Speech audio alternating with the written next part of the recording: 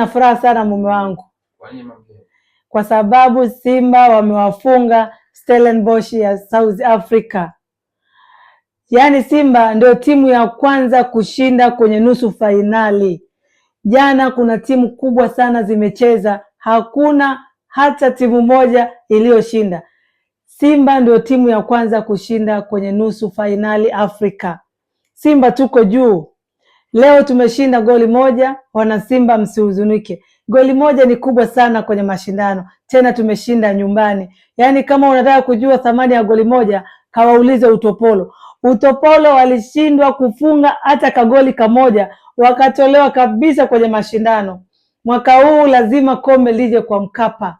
Tunachukua kombe. Tukienda South Africa tunawabutua. Tukienda kwa Waarabu tunabutua, tunakuja na kombe nyumbani. Sasa baba mjengo, furaha yangu ya leo nimekupikia kuku wa kuchoma na chapati.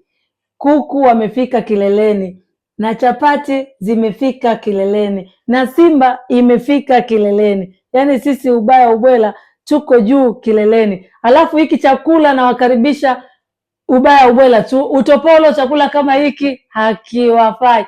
Kwanza nyie mshazoea kula miogo.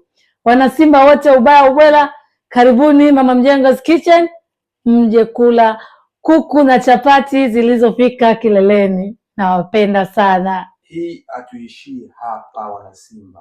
Tunasonga mbele. Kauli mbiu yetu? Tunasonga, yaani hatuishii hapa, tunasonga. Watu tunapambana, tunatafuta njia, barabara, kila kitu.